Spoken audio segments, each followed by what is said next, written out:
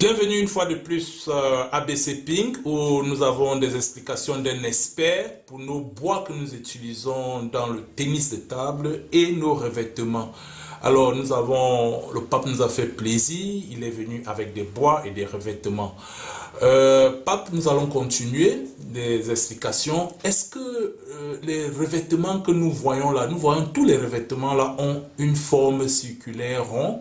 On imagine que c'est parce que c'est pour épouser le bois dont on utilise au tennis de table. Est-ce qu'on achète ces revêtements sur cette forme, Pape?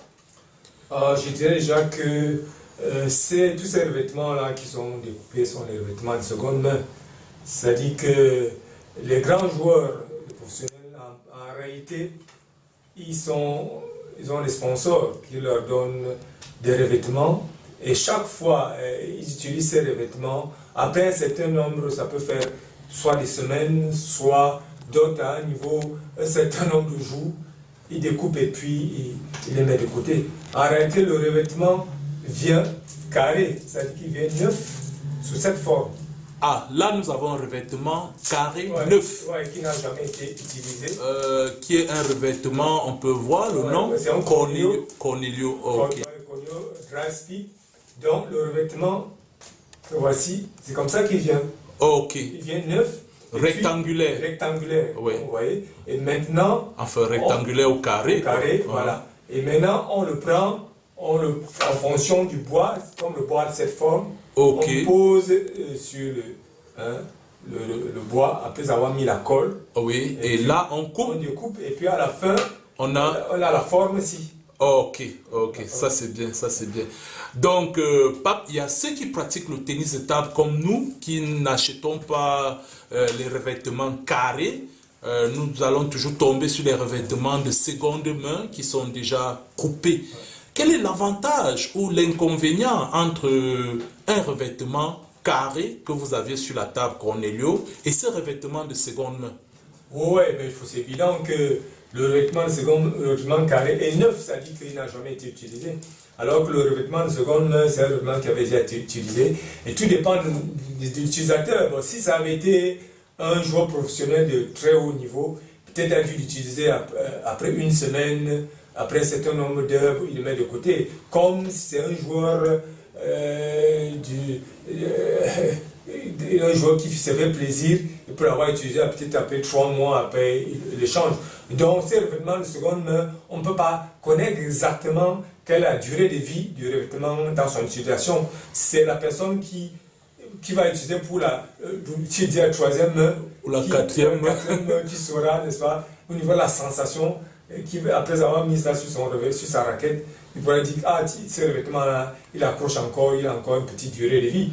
Donc, le revêtement neuf, c'est vrai qu'il n'a jamais été utilisé, il n'y a pas de comparaison entre lui et le revêtement de seconde main. Mais l'avantage, c'est que, bon, dans les pays où le tennis de table, le développement n'est pas encore très, très élevé, les revêtements de seconde main sont, n'est-ce pas, une situation un complément. Parce que vous allez reconnaître que, je dis que dans certains pays, les revêtements carrés, comme ils coûtent cher, c'est pas évident de pouvoir les avoir. Alors que les revêtements de seconde main sont accessibles et disponibles. C'est la raison pour laquelle il y a possibilité de les avoir à moindre coût. Et puis tout le monde trouve son compte. Et puis parlez-nous plus de ces revêtements carrés dont beaucoup n'ont pas le privilège. Et on imagine c'est assez coûteux. Et vous, là, vous avez un Cornelio carré. Parlez-nous de ce revêtement précisément. Est-ce un revêtement rapide ou un revêtement lent? Est-ce un revêtement chinois, un made in China, ainsi de suite? Je dirais que là, présentement, j'ai un revêtement Cornelio qui est une marque française. Oui. Une marque française. Mais il faut dire que dans l'assemblage, vous allez vous rendre compte que, je prends l'exemple, un produit d'un pays peut être manufacturé, par exemple, en Chine. Donc, mais l'origine du produit est... Cornelio, c'est la France qui détient. Oui, ça ne veut pas dire que c'est parce que c'est Cornelio, c'est une marque française, ça veut dire qu'on le fabrique forcément en France. Donc, le Cornelio, c'est la marque française, mais le revêtement est monté au Japon. Ah. L'usine qui monte le Koryo actuellement, c'est au Japon. Comme vous avez le Tiba qui est monté en Allemagne. Bon, le friendship, c'est évident que c'est en Chine. Donc, le Koryo, c'est une marque française parce qu'il fabrique les tables, il fabrique les bois. Bon. Mais les revêtements sont montés en Chine, au Japon. Au Japon. Ouais. Donc là, présentement, j'ai un dry speed. C'est un revêtement rapide, pas très rapide, mais c'est un revêtement rapide, offensif. Offensif, bon, pour un joueur attaquant, au round, il peut l'utiliser avec, il peut se faire plaisir avec. Est-ce qu'on peut avoir des exemples de grands noms qui utilisent ce revêtement Cornelio?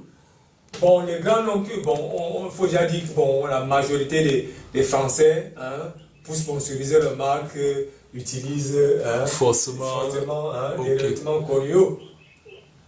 Et vous l'utilisez aussi, vous n'êtes pas français. C'est vrai que vous avez passé beaucoup de temps en France. J'imagine que c'est pour ça que vous optez aussi pour cette marque. Oui, bon, il faut dire que bon, moi, au moment précis, je n'ai plus une préférence de vêtements. C'est-à-dire que quand vous voyez les vêtements de seconde main, tout ce qui passe sous ma main, pourvu que si c'est un revêtement offensif, bon, je peux l'utiliser. Bon, je ne suis pas bloqué sur un revêtement précis parce que bon, je ne suis pas sponsorisé par un revêtement pour ma télé qu'il n'y a que ces revêtements que je peux utiliser. Donc, tout ce que moi j'ai sur la main, si c'est dans la gamme des revêtements offensifs, moi j'utilise. Si c'est un revêtement qui a encore 9 carrés Cornelieux, bon, je me fais plaisir avec.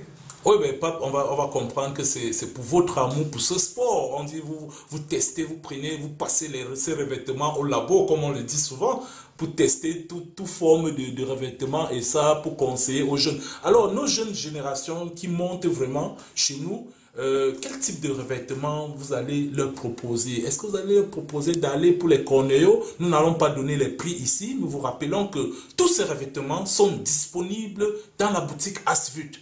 Vous contactez la boutique Asvut ou le président d'Asvut ou le pape en direct et vous avez les coûts de ces revêtements. Elles sont disponibles.